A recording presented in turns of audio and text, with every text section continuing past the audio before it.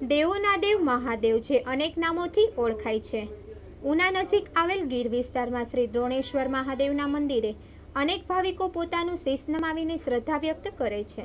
ગૌમુખમાંથી હંમેશ વહેતી ધારા અને મંદિરને ફરતે રમણીય પ્રકૃતિ દ્રોણેશ્વર મહાદેવ મંદિરની એક ઓળખ બની ગઈ છે. આ ઐતિહાસિક મંદિરનું દ્રોણેશ્વર મહાદેવ નામકરણ કરવા પાછળ પણ એક ઇતિહાસ હોવાનું કહેવાય છે. એક વાયકા મુજબ 5,500 વર્ષ પહેલા અહીં નદી કાંઠે રત્નકણિકા નામની નગરી હતી, જેને હાલ જૂની દ્રોણ તરીકે ઓળખાય છે. આ સમયે તુરિયા નામના ઋષિએ અહીં આવીને તપ કરવા મહાદેવના મંદિરની સ્થાપના કરી હતી. તેને રત્નેશ્વર મહાદેવ નામ આપ્યું હતું. એમ કહેવાય છે કે 5 પાંડવો દ્રૌપદીને લઈ પ્રદક્ષિણા કરવા નીકળેલા ત્યારે અહીં આવીને મુકામ કર્યો હતો. આ દરમિયાન દ્રોણ ગુરુ પણ પાંડવોનો પીછો કરીને અહીં આવી પહોંચ્યા હતા. ત્યારે રત્નેશ્વર મહાદેવ મંદિરમાં પાંડવોને સત્યનો પરચો બતાવવા મંદિરમાં પથ્થરના બનેલા ગૌમુખમાંથી ગંગા પ્રગટ કરતા આજે પણ આ અવિરત વહેતી હોવાથી મંદિરને સૌ દ્રોણેશ્વર મહાદેવ તરીકે ઓળખવા લાગ્યા હોવાનું મંદિરના મહંતે જણાવ્યું છે. મંદિર વિશે કે જે કાંઈ આ મેન 5,500 વર્ષ પહેલા આ નદી છે એ ઋષિતુર્યા નદી, ઋષિ લોકો તપ કરતા એટલે ઋષિતુર્યા નદી.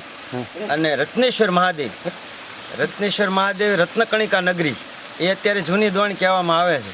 ત્યાં ધનાષ્ટ રાજાઓ 2 રાજાઓ રાજ કરે. ત્યાર પછી ચેત મચ્છંદર ગુરુ ગોરખ આવ્યા, એણે આસન બિછાવ્યું એટલે મચ્છંદર નાથે આસન બિછાવ્યું એટલે મચ્છુંદરી નદી ત્યાર પછી કહેવાય. ઋષિતુર્યા નદી ભૂસાઈ ગઈ અને દ્રોણ ગુરુ પાંડવોની પાછળ અહીં આવેલા સંભાળ લેવા માટે. એટલે પાંડવો દ્રૌપદી જોઈ ગયા, સામે ચાલી નમસ્કાર કર્યા, પધારો ગુરુ મહારાજ, શું સેવા બજાવી, શું ધર્મ બજાવી. તો ગુરુ મહારાજ કે સત્ય સેવા બજાવો, સત્ય ધર્મ બજાવો. સત્યમાં એવી તાકાત છે એવી શેમાંય નથી. પછી ગુરુ મહારાજને એવી ઈચ્છા થઈ કે આ તો પાંડવો તો સત્યનો ત્રંકલું છે, આમાં બિલકુલ કાંઈ બીજું છે નહીં, સત્ય જ છે.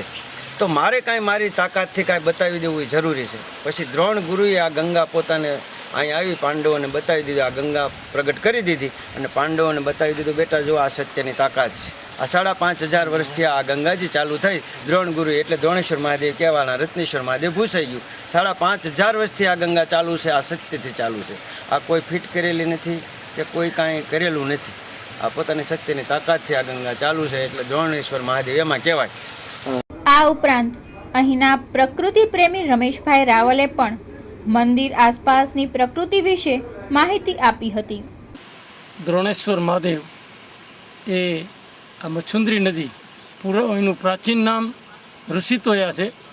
અહીંયા દ્રોણ ઋષિ દ્વારા આ સ્થપાયેલું એમ એની લોકવાયકા છે.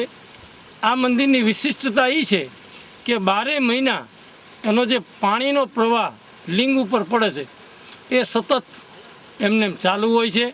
આજુબાજુ પ્રકૃતિ રમણીય શોભાયમાન છે અને શ્રાવણ માસ તથા શિવજીના જે દિવસો હોય એ દરમિયાન અનેક લોકો અહીંયા દર્શન આવે છે અને આ અતિ પવિત્ર અને રમણીય કલિયુગની અંદર પ્રત્યક્ષ પ્રમાણ આપે એવી જગ્યા છે. મહાદેવના દર્શનથી એક અલગ જ પ્રકારની અનુભૂતિ કરાવતા ઉના પાસેના આ ઐતિહાસિક દ્રોણેશ્વર મહાદેવ મંદિરમાં દરરોજ અનેક દર્શનાર્થીઓ આવી પોતે પાવન થયાનો અહેસાસ મેળવે છે.